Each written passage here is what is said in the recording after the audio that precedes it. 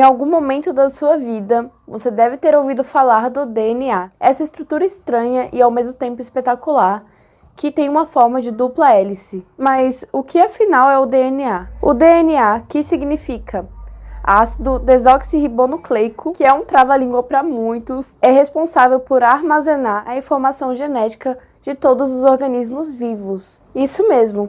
Neles há o que chamamos de genes, que é o que carrega a informação sobre a cor dos seus olhos, seu cabelo e entre outras informações relacionadas com as suas características pessoais. E sabe qual é o mais interessante disso tudo? Você que está aí assistindo e uma árvore que você já viu na sua vida carrega uma característica em comum, que é justamente o código universal da vida, o DNA.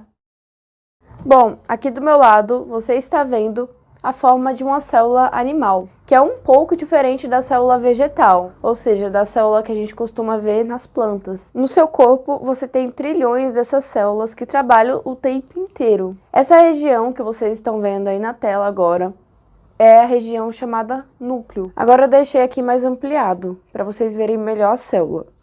Essa região que está sendo rodeada agora, ela é chamada de núcleo. Há células no nosso corpo que não possuem núcleo, como é o caso das hemácias, e há células que possuem muitos núcleos, como é o caso do tecido muscular. Tá, mas por que você está falando de núcleo, sendo que o vídeo é sobre DNA?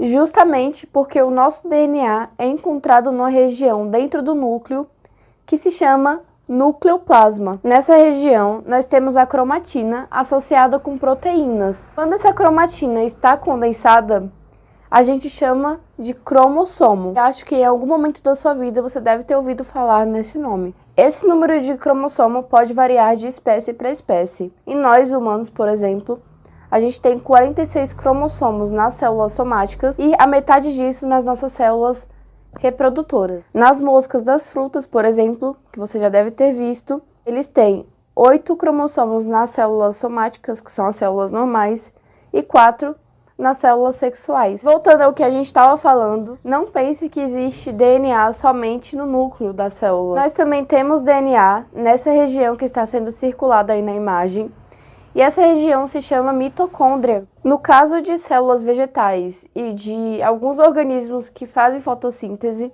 como as algas, por exemplo, o DNA também pode se encontrar nos cloroplastos, que é uma estrutura responsável por armazenar o pigmento verde das folhas, ou seja, a clorofila. E voltando ao assunto sobre o DNA estar no núcleo, alguns seres vivos, como as bactérias, por exemplo, não possuem o DNA envolvido por um núcleo, igual a gente. Então, esse DNA fica mais espalhado numa região chamada nucleoide. Isso é só uma breve introdução, só para você entender sobre o assunto do vídeo. Então, calma e bora lá para o nosso experimento. Se você for realizar o experimento junto comigo, já separe os seguintes materiais: 3 morangos, 2 copos, um palito de churrasco ou de picolé, sal de cozinha, uma peneira, um saco plástico, detergente, de preferência incolor, e 2 colheres, e álcool, de preferência álcool 70.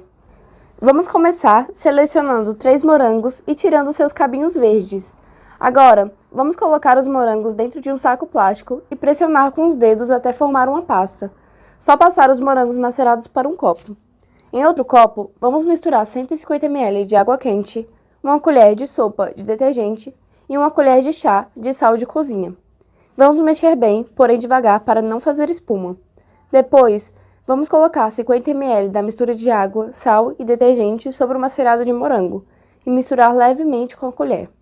Por fim, é só incubar em temperatura ambiente por 30 minutos. De vez em quando, vai mexendo com a colher só para conferir e dar aquele up no nosso experimento. Depois de se passar 30 minutos, vamos colocar uma peneira sobre um copo limpo e passar a mistura pela peneira para retirar os pedaços de morango que restaram. Agora é só colocar metade do líquido peneirado em um copo e acrescentar álcool até a metade do copo. E aguarde agora 3 minutos até o DNA começar a precipitar. Gente, olha que incrível esse resultado. Essa região em branco é todo o DNA do morango, dos morangos em si. Pegue um palito caso você queira tirar e aproveite porque está maravilhoso. E depois de ver a explicação e a forma de um DNA, Você deve estar se perguntando por que o DNA do morango ficou desse jeito. E a explicação é porque a forma do DNA em si é uma cadeia muito longa, com um diâmetro de apenas 2 nanômetros. Isso é muito, muito pequeno. Então, o que você acabou de ver do DNA do morango nada mais é do que um emaranhado de milhares de moléculas de DNA. Se você fosse ver ele mais detalhado, precisaria de um microscópio eletrônico. Mas agora fica outra pergunta. Como foi que a gente conseguiu extrair esse DNA do morango? Deixa eu te contar um segredo. A resposta simplesmente está em cada etapa que realizamos no experimento. Quando começamos a macerar o morango, a gente estava fazendo com que os produtos químicos entrassem mais facilmente em todas as células. Por isso que a gente estava rompendo as membranas e as células.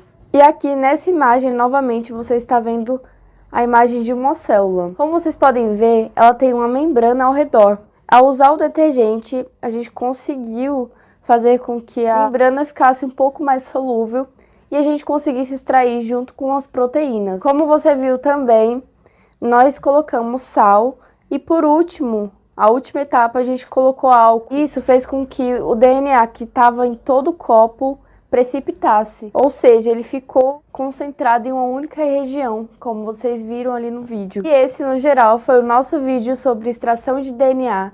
Espero que você tenha gostado, tenha aprendido e estamos aí na próxima. Qualquer coisa, só chamar e tirar suas dúvidas.